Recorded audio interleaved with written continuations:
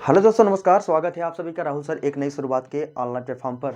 सभी को स्वागत है, हमारे सभी भावी शिक्षकों का, हमारे सभी प्यारे प्यारे स्टूडेंटों का। जो शुरुआत करते हैं आज बहुत बेहतरीन टॉपिक आपके सामने लेके आए हैं गुजरात चुनाव से, गुजरात इलेक्शन से, जो कि अभी हाल ही में गुजरात में चुनाव हुआ है। तो गुजरात से क्वेश्चन आपके UPPCS, RO, KVS, super TET, चाहे जो भी आप एग्जाम देने जा रहे हैं, तो गुजरात चुनाव से क्वेश्चन आपसे जरूर से जरूर आएगा।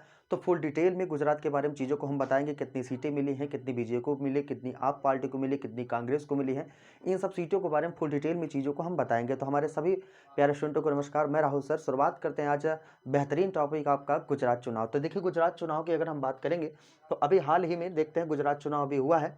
तो जो गुजरात चुनाव हुआ, तो इसमें देखते हैं कि अभी हाल ही में 12 दिसंबर 2022 को, कब की बात है, 12 दिसंबर 2022 को भारतीय जनता पार्टी यानी कि बीजेपी की बात कर रहा है। बीजेपी के नेता जिनका नाम है क्या, भूपेंद्र पटेल। आपको बिल्कुल पता होगा कि अभी हाल ही में कि जो गुजरात के सीएम बने हैं, मुख्यमंत्री बने हैं भूपेंद्र पटेल जी।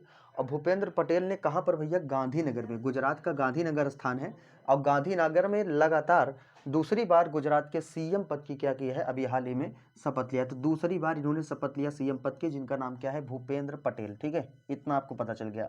अब देखिए, अगर थोड़ा सा बात करते हैं कि भूपेंद्र पटेल जी की जो अभी दोबारा सीएम बने हैं, तो गुजरात के बारे में थोड़ा सा बात करते हैं कि बीजेपी को कितनी सीट मिली है और आप पार्टी को कितनी सीट मिली है, कांग्रेस को कितनी सीट मिली है और अन्य को कितनी सीटें मिली है। यहाँ से क्वेश्चन आपके एग्जाम में 100% आपको पूछेगा। तो आइए देखते हैं कि अभी जो बीजेपी है, अभी कुल विधानसभा सीटों की बात करें गुजरात में, कुल 182 विधानसभा सीटों पर क्या हुआ था, चुनाव हुआ था। कितनी विधानसभा सीटों पर, 182 विधानसभा सीटों पर चुनाव हुआ है, जिसमें से बीजेपी ने कितना सीट जीता है भैया, 156 सीट जीत कर, यानी कि जीत हासिल की है। ठीक है, कितना सीट जीता बीजेपी ने, 156 सीट। कितने में से, 182 में से, यानी कि पूर्ण बहुमत में थी बीजेपी। इसके बाद अगर कांग्रेस की बात है, कांग्रेस के खाते में कितनी सीट आई है, कांग्रेस के खाते में 17 सीटें आई हैं। इसके साथ साथ अगर हम बात करें आप पार्टी का, तो आप पार्टी जानते हैं अभी हाल ही में एक वीडियो मेरा पड़ा होगा कि राष्ट्रीय पार्टी बन गई है, आपको बिल्कुल पता है। तो ये 8वीं राष्ट्रीय भारत की बन गई है, भारत की 8वीं राष्ट्रीय पार्टी। तो ये आप पार्टी कितनी सीट जीते भैया, तो आप गुजरात में 5 सीटें इन्होंने, आप पार्टी ने जीता है। उसके बाद अन्य ने 3 सीटें जीती हैं। तो बिल्कुल कितने सीटों पर चुनाव हुआ था, 182 सीटों पर।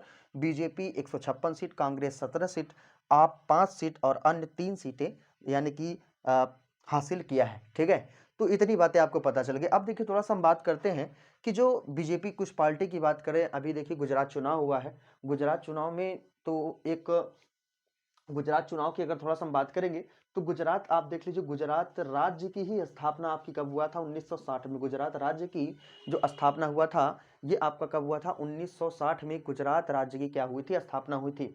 आइए हम जानते हैं कि अभी बीजेपी जो पूर्ण बहुमत से अपनी जीत दर्ज किया है, तो बीजेपी की हम थोड़ा सा स्थापना की बात करें, कब ये इस्टेब्लिश्ड हुआ था, कब इसकी स्थापना हुआ था, इस पार्टी की, बीजेपी का, कब कांग्रेस की स्थापना हुआ था, कब आप पार्टी की स्थापना हुआ था, ये भी आप जानिए। देखिए, एक वीडियो में बेहतरीन कंटेंट मैं आपको दे रहा हूं। देखिए, अगर बीजेपी की बात करेंगे, बीजेपी का स्थापना कब हुआ था, 6 अप्रैल 1980 को। पूछ लेगा आपसे भाई, क्योंकि बीजेपी का सरकार चल रहा है, बीजेपी गवर्नमेंट है, तो बीजेपी संबंधित क्वेश्चन भी आप तैयार रखो। देखो, बीजेपी की गठन कब हुआ था, 6 अप्रैल 1980, बीजेपी यानी कि भारतीय जनता पार्टी के क्या हुआ था, गठन हुआ था। इसके बाद देखिए, अगर कांग्रेस पार्टी की गठन की बात करें, कांग्रेस पार्टी का गठन कब हुआ था, 28 दिसंबर 1885 को। कब हुआ था, 28 दिसंबर 1885 को क्या हुआ था, कांग्रेस पार्टी का गठन हुआ था। इसके बाद अभी हाल ही में जो आप राष्ट्रीय पार्टी बनी है, जो आप राष्ट्रीय पार्टी बनी, इसका गठन कब हुआ है, 2013 में।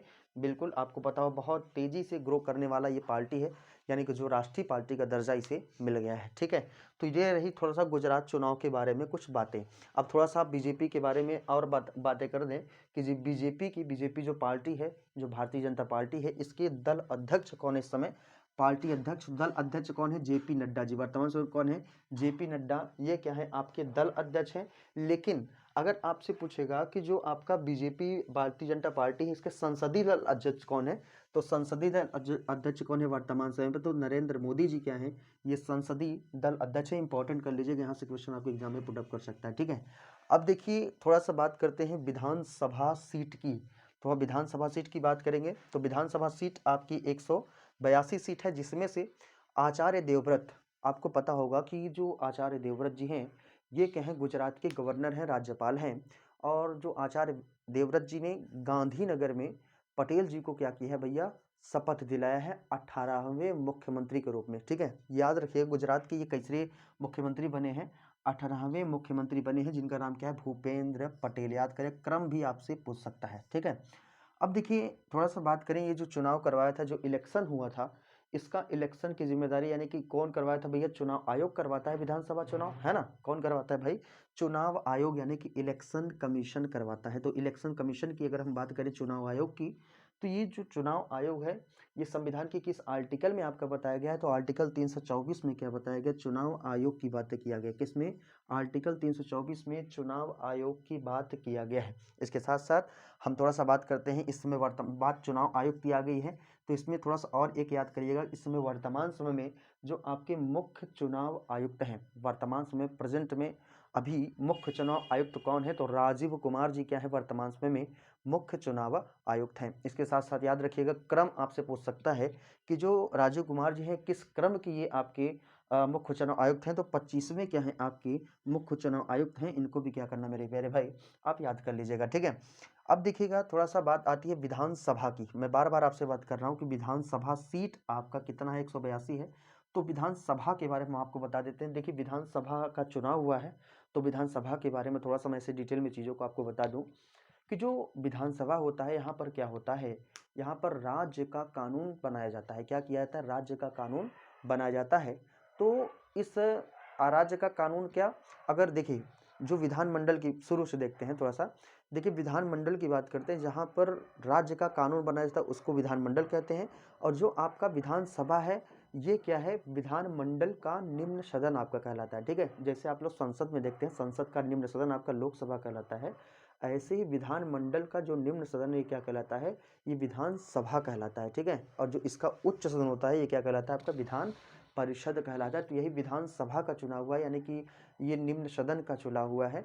और इसका कार्यकाल जो है ये आपका कितने वर्षों का होता है, विधानसभा चुनाव में जो आपके मुख्यमंत्री पद के दावेदार होते हैं, यानी मुख्यमंत्री पद की जो शपथ लेते हैं, इनका कार्यकाल कितने वर्षों का होता है, तो 5 वर्षों का इनका कार्यकाल होता है। इतना आप याद रखिएगा। इसके साथ साथ और याद कर सकते हैं कि जो विधानसभा है, विधानमंडल है और विधान परिषद है, ये किस किस अनुच्छेद में है, ऐसे भी आप सुन लीजिए। अगर हम विधानमंडल की बात करेंगे, विधानमंडल जो है ये संविधान के आर्टिकल 168 में इसका उल्लेख किया गया है।